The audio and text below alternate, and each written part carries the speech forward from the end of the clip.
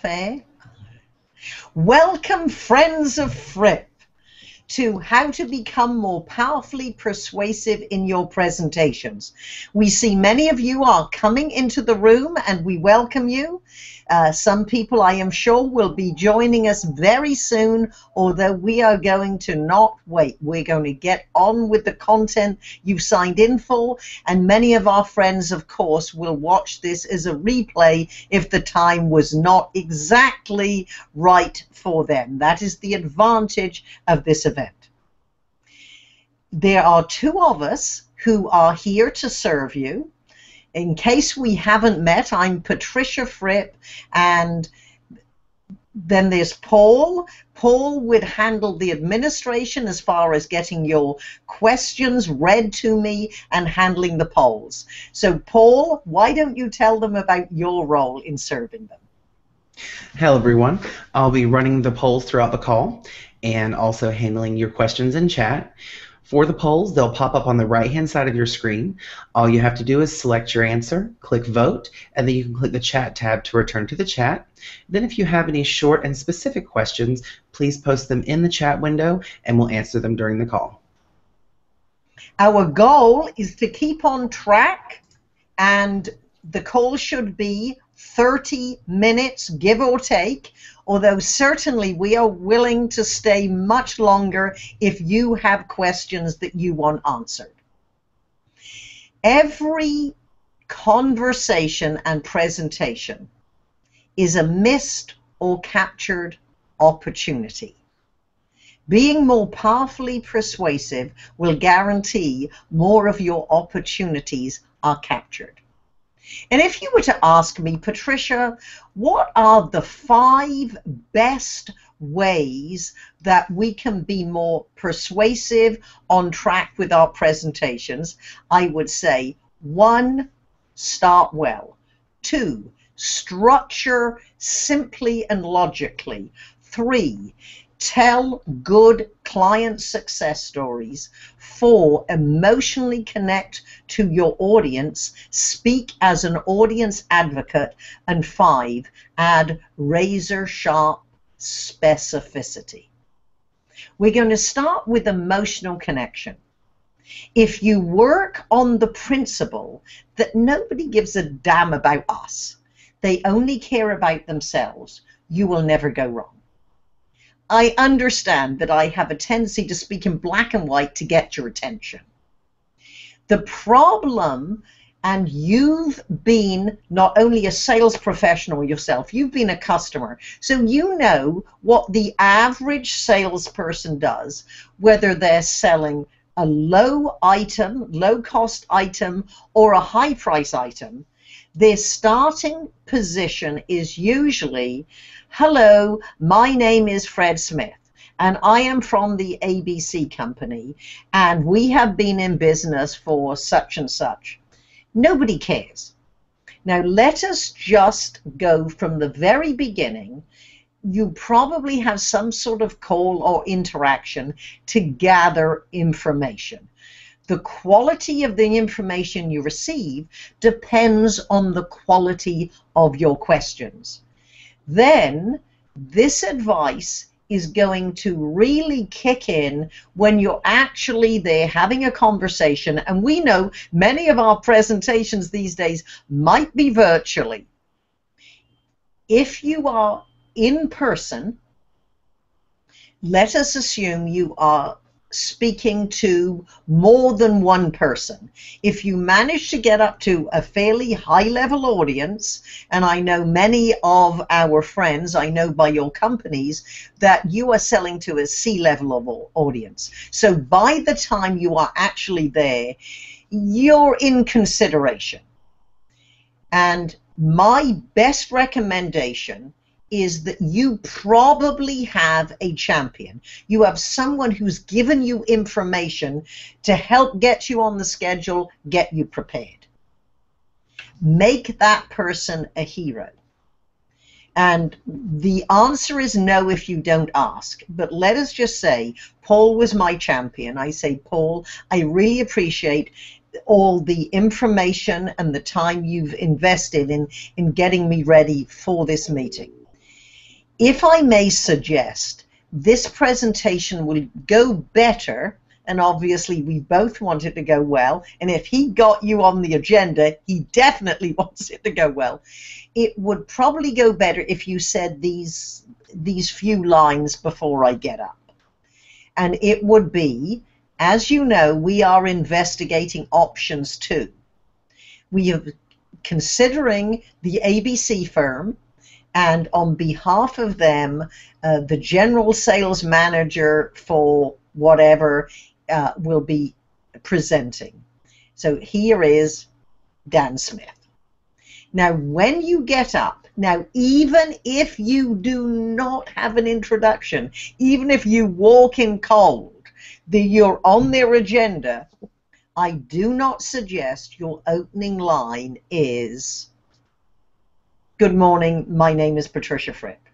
Now, you can say good morning if you wish. However, I would recommend you smile and say, "Congratulations." Now, congratulations, and then say something nice about them. So what you're doing, we're getting for the emotional connection into the start of your presentation. And there is no better way to show that you are focusing on them than the way you start your presentation. So congratulations, what are they proud of? It's not that difficult to find out, and I promise you, if you can find out something there, surprise you know, you're heading above any of your competitors. Then, most sales professionals thank people for their time. No, you're as busy as they are. Thank you for the opportunity to present how our solution could very well be what you're looking for in such and such an area. Then, depending on your company, you might want to take the strength of your company with you. On behalf of the 836 associates of, thank you for the opportunity to present. Whatever the right words are. So then you're focusing on them, you're introducing that you're not there just to pass time, you're there to discuss the opportunity that perhaps you can be of service. Then you might say, in case we haven't had the pleasure of meeting. If you've never met anyone, or if you've met one or two people, that will still work. In case we haven't had the pleasure of meeting, I'm Patricia Fripp, and in my role as your sales consultant, your customer, whatever your title is. Now, let's stop here and look at the subtlety.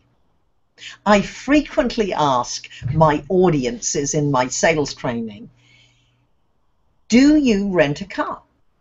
And if you do you ever have it washed before you return it? Now, some people say yes. Oh, because I've been in the mountains, it's filthy, my wife made me, I'd be embarrassed. But in general, we don't wash cars that we hire. What we do is we wash our own car. And if you start saying, as in my role as your sales consultant, it's almost as if we already belong to you, which means you're going to treat me a little better. Now, this is very subtle. It just will make you more comfortable and perhaps them.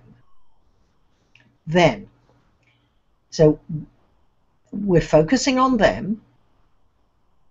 Then you are going to go from your start, you're introducing the structure. Make Paul, or whoever your champion is, the hero. So thank you, Paul, for your time and information in preparing me for this meeting. And Paul tells me, now again, you have choices, write these down. Your challenges are your interest in, or your opportunities lie in, So I don't know if it's a challenge, a problem, an opportunity. What you want to do is then list what you learned from your champion or your research. Then you might say, I've structured the presentation around your challenges, your opportunities. Now you notice at this point, I haven't talked about how long we've been in business because frankly, they don't care. If you get to the end of your sales presentation and they are ready to go to the next logical step, does it really matter if they don't know how long you've been in business? Now, this might come out. However, it's going to be as part of your talking points. So let's just say that the first, let's call them opportunities. So the first opportunities they're looking to develop based on what Paul's told you is such and such. So you introduce an idea. Then perhaps you need to give an explanation. Then you might want to give an example of how you have handled this with another client, a satisfied client. Now you're going to lead to another important way to make emotional connection, and that is through stories. So Paul is going to set up our first polling question is, do you use stories in your presentations while you hear a couple of the secrets about stories? Have you noticed many of your prospects seem to take training on how to resist your sales presentation? However, very few people can resist a good story that is well told, especially as they can see themselves in it. The secrets of good storytelling. 1, the stories have to be about flesh and blood characters that your audience can relate to. They need to have characters and dialogue, which we will go into, how you use dialogue, not report on the dialogue, and the point has to be obvious. So Paul, let's look at the polls here and see. All right, let's have a look. Do you use stories in your presentations? And good, 100% of you said yes. Wonderful. Then I am assuming that you would love to know how to do it even better. And feel free, as I'm talking and you are listening, if you have any short specific questions, put them in, and at an appropriate time, Paul will read them to me.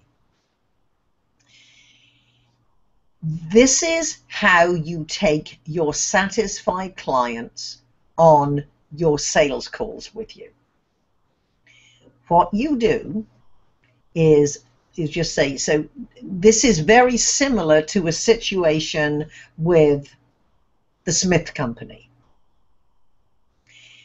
And your formula is going to be situation, solution, success. Very often, sales professionals who are very good and get great results will say, when we first worked with the Smith Company, this was their challenge, and they're about the same size as your company, and this is what we did, and they're very happy with it. What you might want to say is, when I first spoke to John, the Senior Vice President of Sales, he said, help, we are recruiting great salespeople. However, they haven't had enough industry experience, or whatever the problem is. Or until last month, we had 100% of the market share. Now, suddenly, what's happened? So you're going to paint the situation in the words of the clients. Now, here's a technique that will make it easy for you to do this, because it's not second nature. When the other person is speaking, put your name in. So, for example, I got a call from Shelley from a technology company. And she said, Patricia, help. We're a technology company and we only hire experienced sales professionals who've had at least 5 to 10 years experience. So we naturally assumed that they could tell our company story. We had a meeting and they had to present to the senior management, and we were horrified. In fact, one guy refused to do it. He left the hotel and we haven't seen him since. Now, this was an actual character. This was actual conversation. She said, I have been charged to scour the globe to find the best sales presentation skills company. I'm lucky you're only 38 miles from headquarters. Now, can you see all that setup is in Shelley's words? And I put my name at the beginning because when we first had the conversation, this is exactly what she said. What you are going to do is never lie. However, what you're going to do is very often combine months of conversations into one exact conversation. You're going to shrink it. It's if it were a scene in a movie. Then the solution is, so what we did is what we will be recommending for you. The first step is bullet, bullet, bullet, bullet. Now you explain what you actually did at high level without too much detail. And then the success always comes in their words. If you were to talk to Shelley, she'd tell you, I couldn't believe it possible that we could get all our salespeople, even the international, to consistently tell our story. Sales have increased 78% in 6 months. So what have we learned? One, you need to emotionally connect by focusing on what your prospect or customer wants and cares about. You use you-focused language as much as possible. Two, you get to the point fast. You have, if there is only one area of your sales conversations and presentations you script, it is going to be the opening. A simple structure that's easy for you to remember and easy for your audience to remember is around what is of most interest for them. Your company history comes out by saying, based on our 36 years of business, or based on the team that we have in place, if you're a newer company. That's where you add your experience. It's tied in with why you are the best solution rather than standing alone.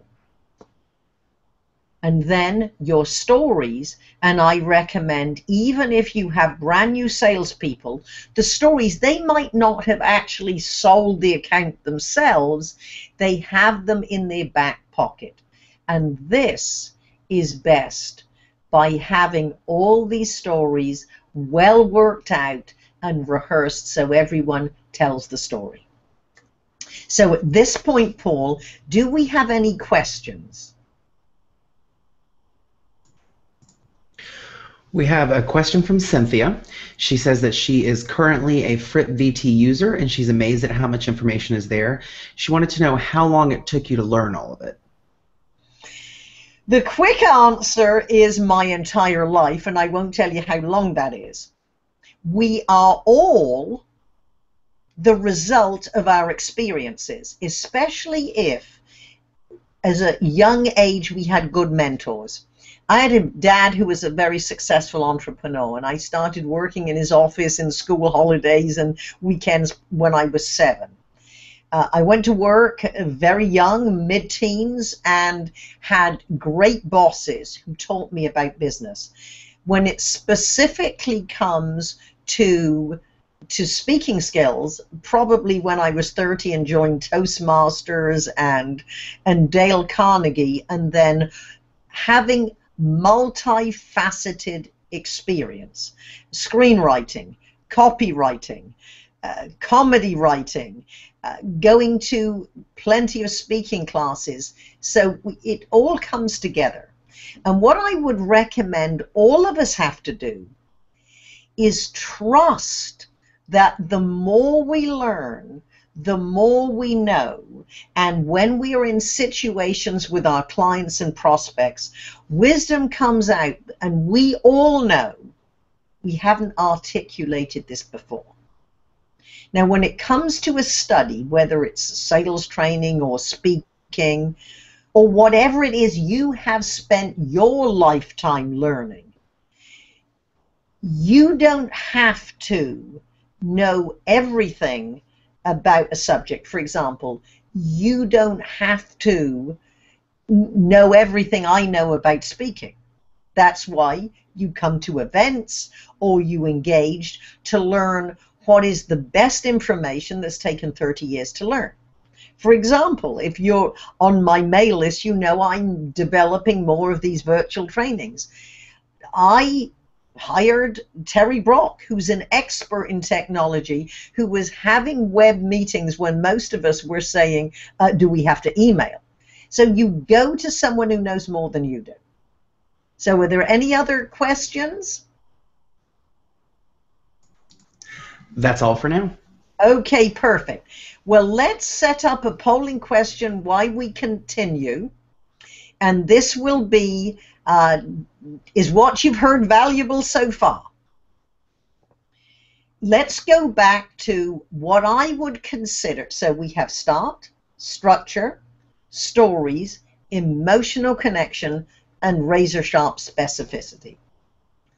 What I have found, and it frankly horrifies me, of how many people use sloppy language.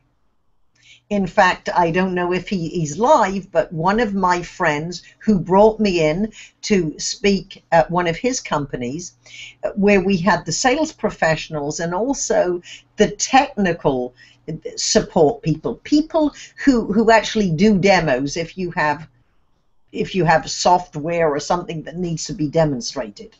And very often, individuals like this don't really have a speaking role. And if you have anyone in your company who does demos, write down this line.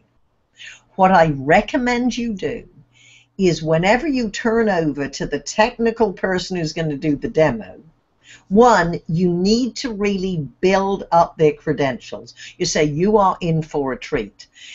Handling the technology is John, and he is. Give a couple of lines credentials about John, because when you, in fact, are boosting the credibility of people on your team, you are, in fact, boosting your credibility and your company credibility.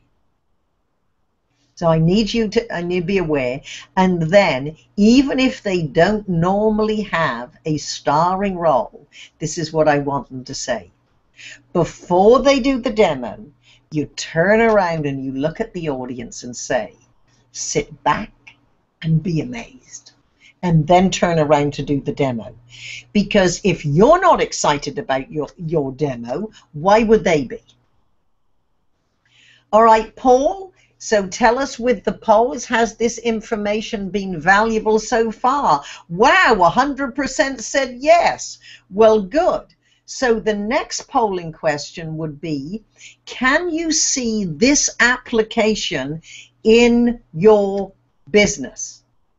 And feel free to ask specific questions about, certainly, as this information pertains to you. So there and these lines, I consider them back pocket phrases. And as we're talking, oh yeah, let's go back to the story. Okay, stay on track.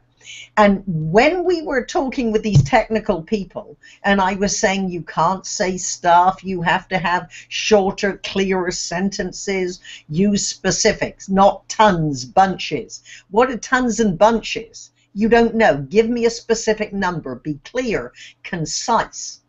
It will add to your credibility, because specificity builds credibility.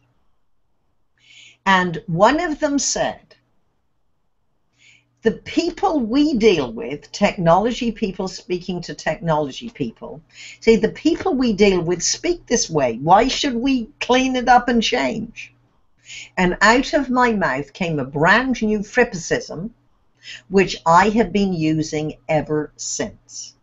And the Frippicism is, there are better ways to emotionally connect with your audience than by modeling their sloppy language and bad behavior.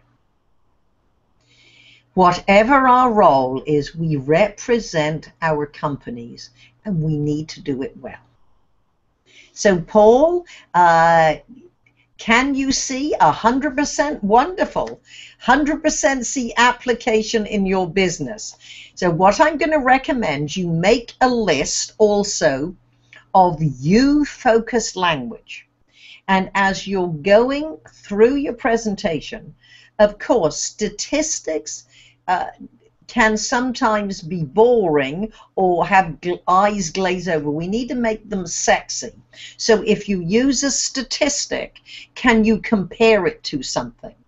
In your back pocket, you want a list of you-focused phrases, like perhaps you can relate in your experience. Now, what I'm just going to do is, Paul, my phone is ringing, so can you? Okay, the application in your business. You bring up the next poll.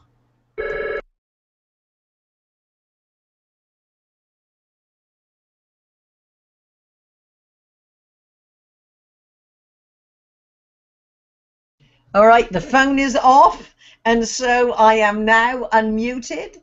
The next poll question is, would you like more sales presentation information from Fripp? So while you're thinking about this, remember, how do you start? Well, structure, tell stories, emotionally connect with you-focused language, and keep in your back pocket you-focused phrases. And make sure, if there are several of you on a sales call, that each of you boosts the credibility of the other person. And for example, let's just say you introduce the absolute best, the demo person is the lead engineer for help design this technology.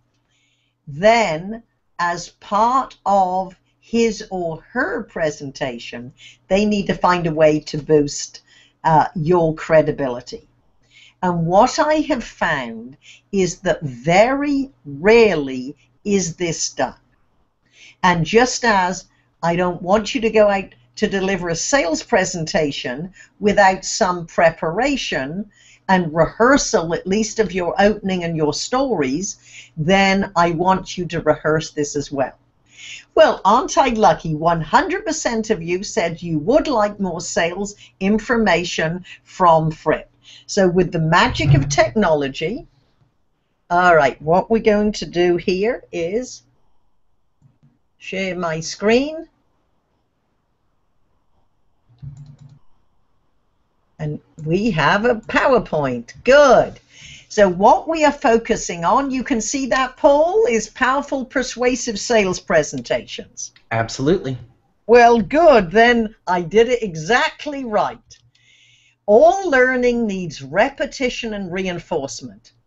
Everyone on our line and watching later is experienced in their job, and they have certainly been trained. As one of my friends said, you don't actually train people, you develop people. We develop our skills. And the best way for more information from Patricia Fripp is my Fripp virtual training, highly interactive, learn at your own speed, and I'm going to do a demo for you right at this moment, and everyone can get a 3-day free trial, of which we're actually going to extend that very soon to a week. You can sign up, and then if you would like, as a friend of Fripp on this call, would like to join use Fripp as the coupon code, and you would save 20%, which comes to $237 for a month, and then $23 after that. So there. And I'm sure you would agree that this is a relatively small investment for the best information. Now, if I were you, I would probably want a demo. So here we are again with the magic of technology. Paul, you should now be seeing the Fripp VT. Absolutely, we can see it now, so why don't you show us around? Okay, perfect. So when you go in, you would just sign in, you would get a free trial, or you can join straight away. And for the most part, what you're going to do is look at the Sales Training Center, and you will see, notice the U-Focus language, you will see that there are 12 different courses available to you. Because this is a class on sales presentations, let's click on Sales Presentations. Welcome to Superstar Sales Presentations, the Inside Secrets. In this course, you will learn the secrets of making your sales presentations more compelling. This will give you a seemingly unfair advantage over your competition. If you're ready, click the Start Training button. Life is a series of sales situations. All right, so I have turned the sound off just so for one moment that you can see how, as I speak in the VT training, you visually and with talking points reinforce what you are hearing. And throughout the course, in this case, in 3 minutes and 52 seconds, there will be interaction. And then at the end of each course, you are asked questions again to make sure that you are learning the information. So with that, thank you for the opportunity to just quickly show you a demo. I hope that you will certainly go there, have a look. If you wanted to sign up a team, let's have a conversation. So with that, now that you have heard the sponsor commercial, Paul, do we have any questions? Yes, we do. The first question is, we have two. Eva wrote in and asked if you would use the same techniques in a single individual, if you're talking to a single individual for a sales presentation rather than a group. Thank you, Eva. Yes, I would. In fact, one of my clients says she makes sure even her direct reports coming to her have the Fripp structure just for a conversation. So yes, whether it's an internal sale to one of your leaders or to a client, the principles are on how you connect. Definitely. So the same, make it all about them. Don't thank them for the time, thank them for the opportunity, use the structure, and still tell stories. Good. And the other, Paul? The other question is from Rob. He said that one of the distinctions that he's heard you teach is let your last words, or is that your last words linger, and that it can tie into the initial point that you opened your presentation with. Can you give a few examples of these? Perfect. And thank you. Yes, if the first 30 seconds and the last 30 seconds has the most impact, as in a sales presentation, you actually have two ways. So let's look at, once you've gone through your talking points, as in any good presentation, you want to do a review. Then, after the review, you would open it up to any questions. Now, understand, with prospects, especially if you have a somewhat complex sale, after each talking point, you might ask them if they have any specific questions. And the specific questions about what they've heard, not what they're going to hear later. Then A mistake that many of us make is to close on questions, whether it's a presentation or a sales presentation. No, you answer the questions, then in a sales presentation, and write this down. What would you like our next logical step to be? Or what do you think our next logical step should be? Or our next logical step, more assertive, would be to handle a demo, to do an evaluation, to give you a trial, whatever it is next. And then what you might want to close, and somehow you're going to close with the same idea that you started with. Now, this is an example from a gentleman called Gene who worked with a company, and in our sessions, talking about the opening, he talked about, oh, I was once Jack Welch's caddy when I was in college, and in his book he talks about outsourcing, and his company outsourced what this prospect would need. So he said, I usually use one of his quotes to start with. I said, that's absolutely perfect. And then at the end of the presentation, I said, what I want you to do, because he said he leaves a book. So I said, what I would like you to do at the end is saying, thank you for the opportunity to present how this company can be of service. We look forward to doing the trial. And then, as a thank you, I've brought you an autographed copy of Jack Welch's book. It's inscribed, good luck, look forward to doing business, and then his name, Jack Welch's caddy, which always gets a laugh because they expect the autographed copy to be from Jack Welch. Then the walkaway line, because although that's a perfect close, your last words linger, is like a PS to a sales letter.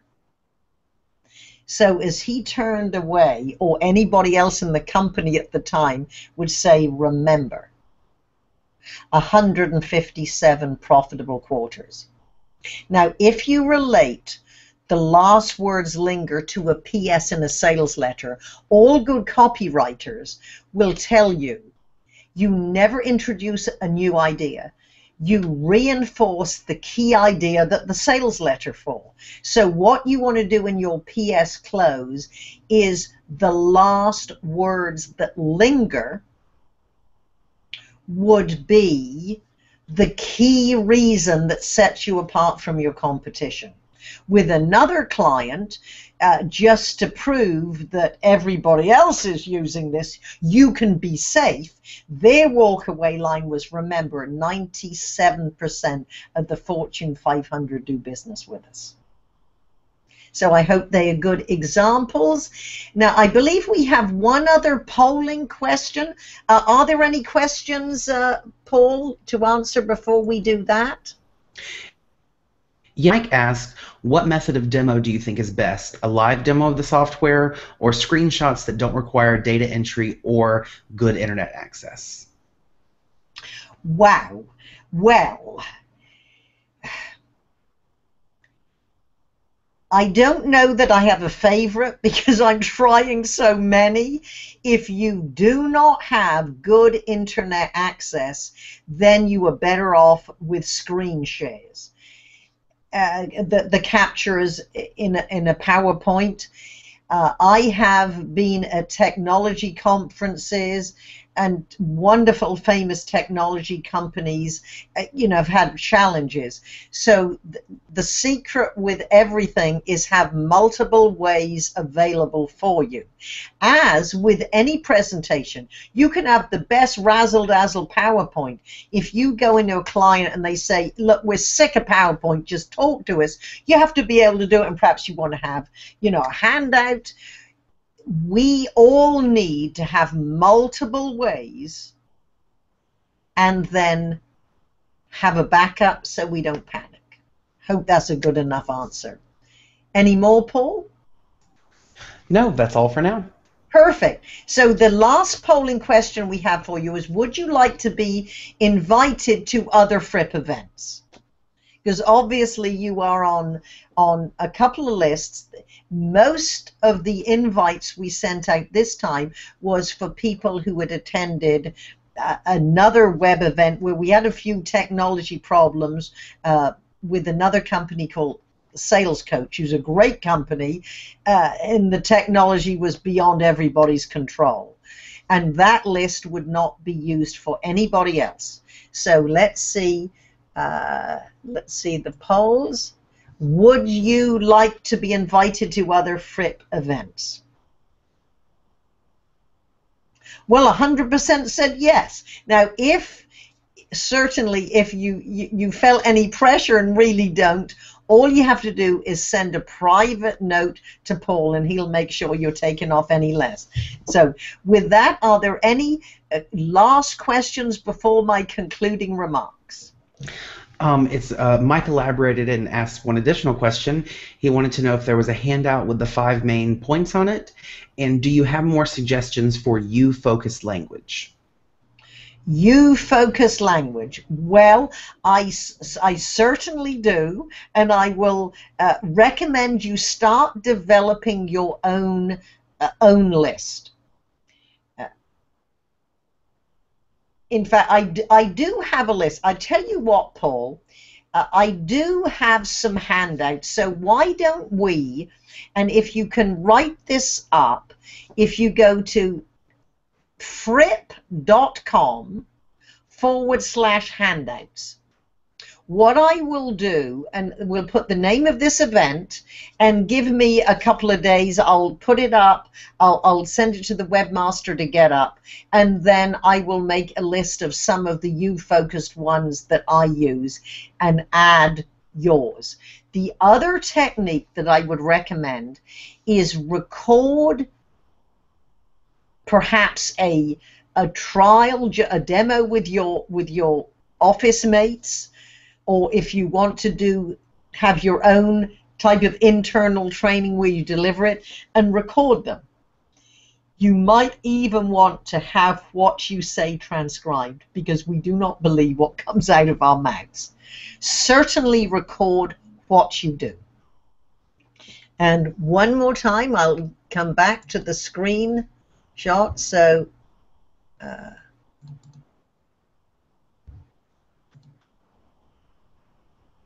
may I recommend that you all go for your free trial at Fripp VT? Can you see that, Paul? Absolutely. So Fripp VT. So my concluding remarks will be, because we certainly do not want to overstay our welcome, there will be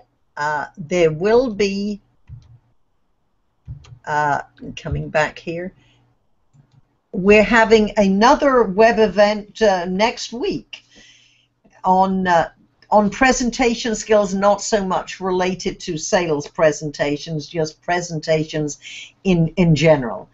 And certainly pfripp@fripp.com, you can always send me other questions. So with that, remember, all learning needs repetition and reinforcement. And the best way that you can solidify what you believe you learned is to share the information with somebody else. Get your team, get your mastermind, get your best friend, and repeat to them and teach them what you think you learned. And with that, when you think of Fripp, it's much more important what Fripp stand for than my name. Fripp should remind you to frequently reinforce ideas that are productive and profitable. And the best way to do that is with frippvt.com. Thank you for attending. I look forward to seeing you at other events.